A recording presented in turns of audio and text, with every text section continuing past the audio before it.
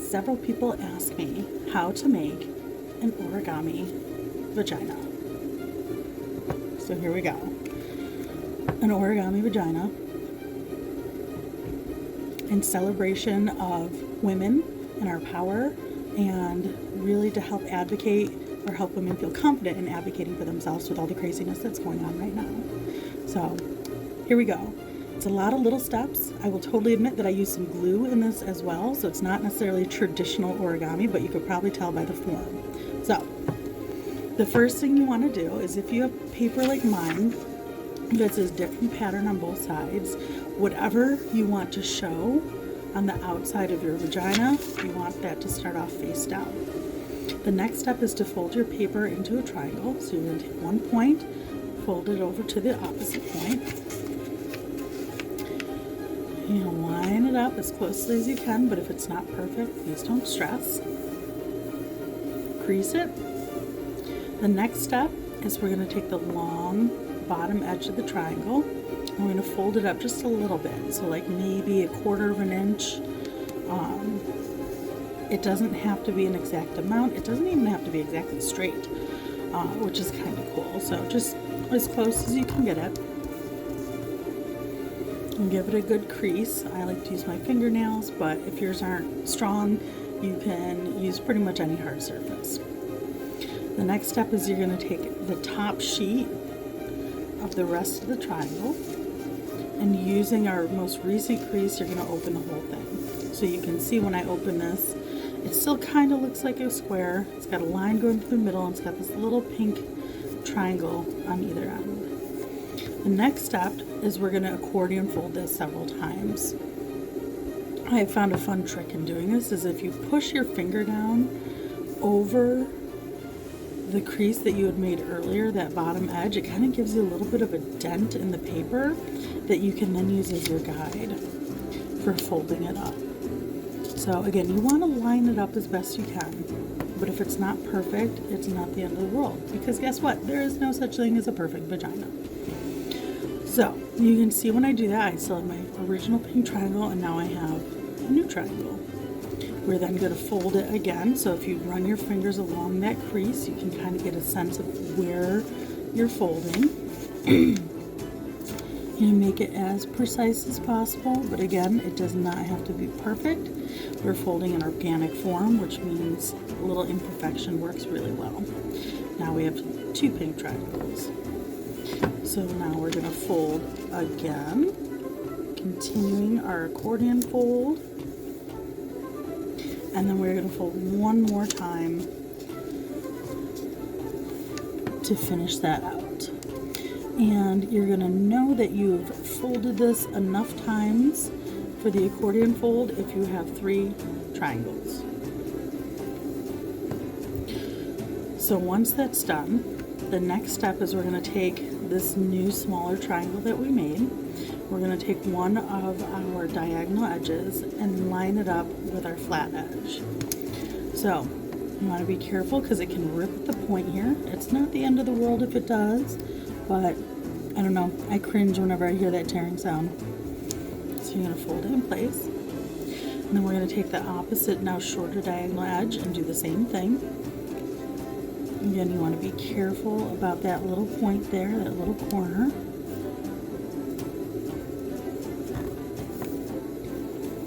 And that part is done. Now we're going to repeat all this on the other side. So I'm going to flip it over. Look, you can see that dent there from all the folding that I've been doing, so that's nice. I'm going to fold it. That was an easy one because of that crease. Again, I'm going to run my fingers along it so it gives me kind of a guiding line. And then I'm going to fold it back and crease it. I'm going to fold it forward and crease it.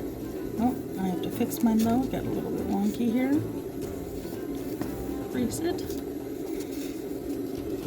Fold it back again. And fold it forward. And this time you'll get a kind of a nice sense of when you're done with the accordion fold, because your new little triangle is going to face the same way as that one. And again, you see 1, 2, 3 little triangles. That's how you know you've completed it. Now, We're going to do the same steps in terms of folding our diagonal to the center line, but you want to make sure it's going to match up with this one. So when I flip it over, you can see this is the side I did first because this one's on top. So we're going to take that diagonal edge, watching out for that teeny tiny little corner there. We're going to fold it into that flat line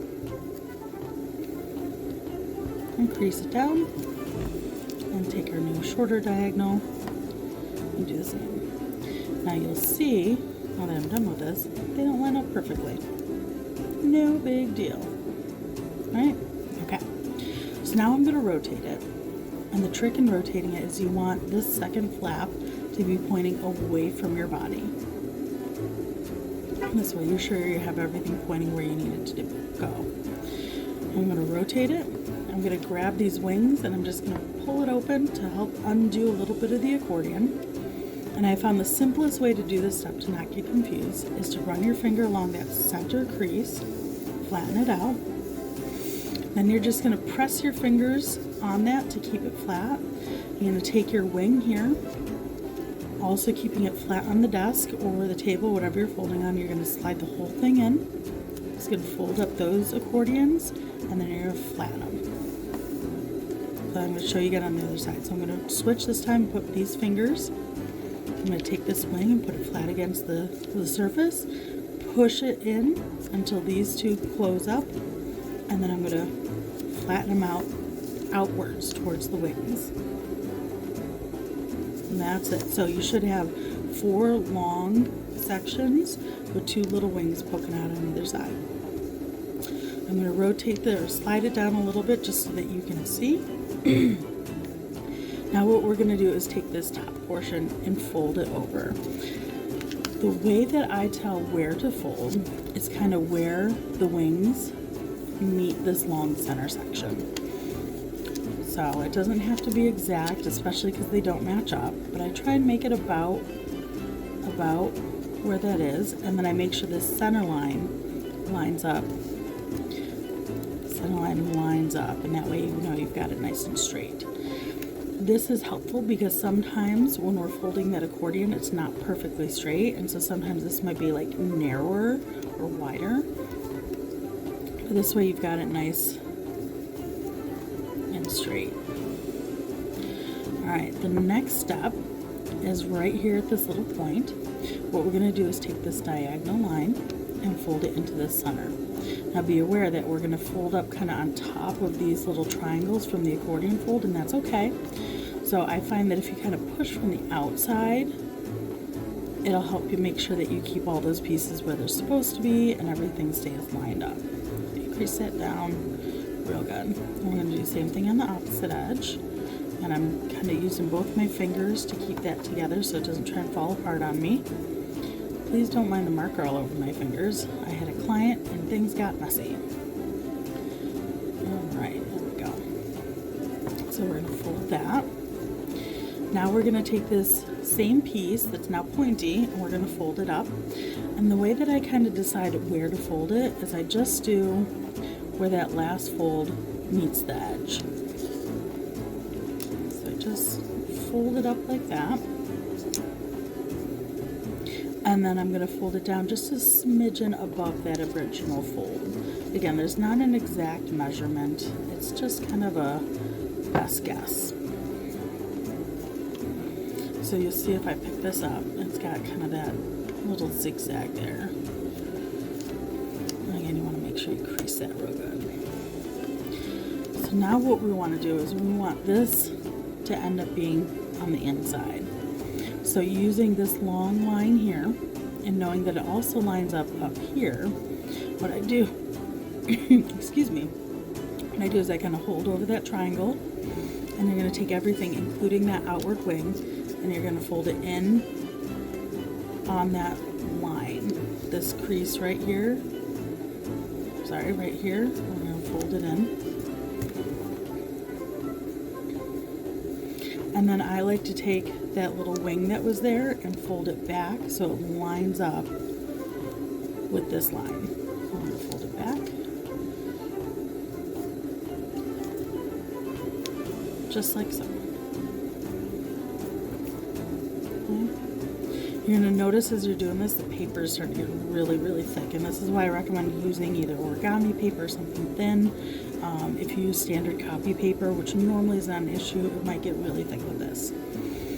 We're going to do the same thing on the other side. So we're going to use that crease there, including, you can see where it lines up here. And we're going to fold this little triangle with the wing and everything over. I'm going to flatten it out.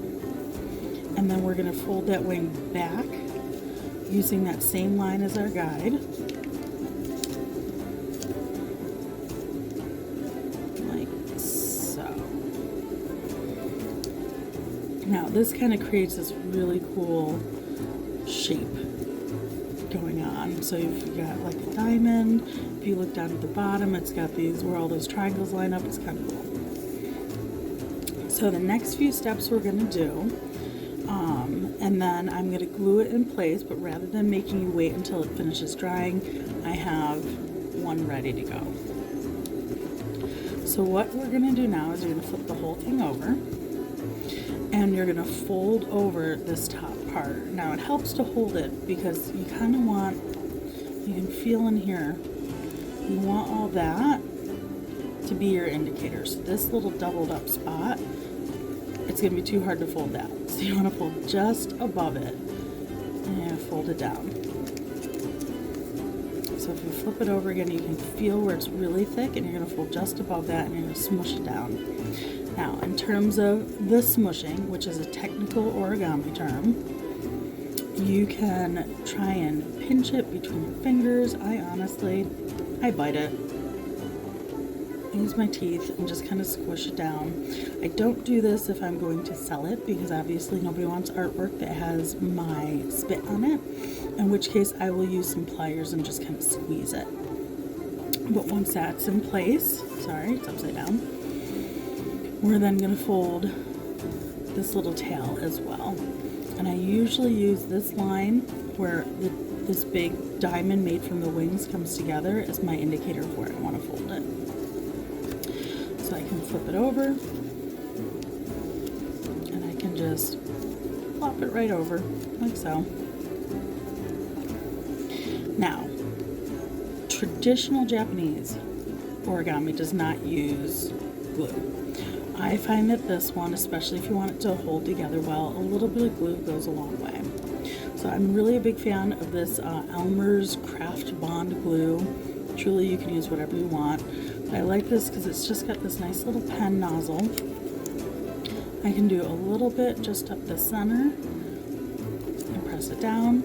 A little bit on this little tab that we did earlier. I'm going to put my cap on so it doesn't dry out. And then I fold that down as well. You can see I have a little bit of glue spilling out. I just kind of wipe it away with my finger. So, it's not going to stay. It's going to take a few minutes for it to really dry and hold in place because it is liquid glue.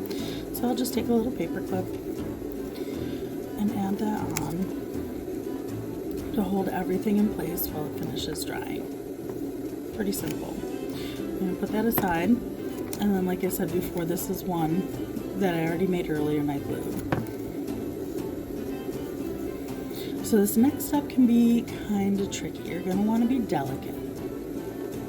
Because what we're essentially going to do is we're going to pull these wings apart and we're going to expose everything on the inside. I find what helps to do this is to kind of fold it in half backwards. Like not a lot, but just kind of like pinch it so it's leaning towards folding in half. And when you do that, it starts to open up on the inside. And as that opens, you can take these outer wings and you can just delicately pull them out a little bit at a time. So you'll see they keep trying to pop back in on me, and that's okay. We're just gonna, a little bit at a time, open this up. Underneath, what I'm doing is I'm kind of tucking my fingers in between different parts of that accordion fold so I can really help open it up. And just ever so delicately pull, pull, pull.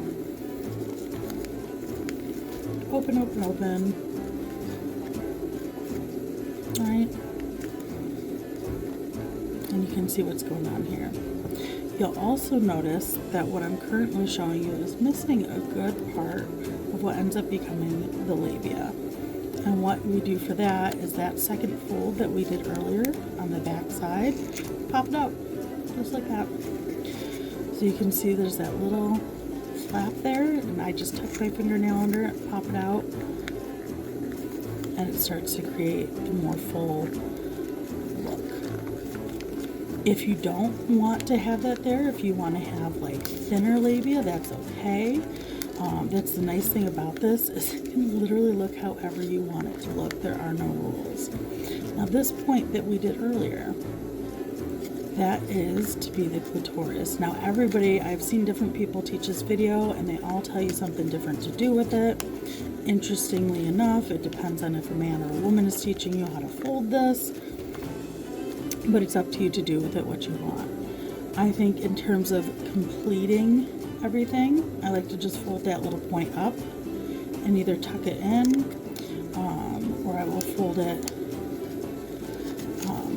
if I don't get it stuck, back down and having it be a little bit more prominent that way. But there's not really a right or wrong way to do it, and that's what I love about this. There's no right or wrong way to do any of this. So here we go. You can adjust it and continue to adjust it as needed. So there's one, here's one, here's one.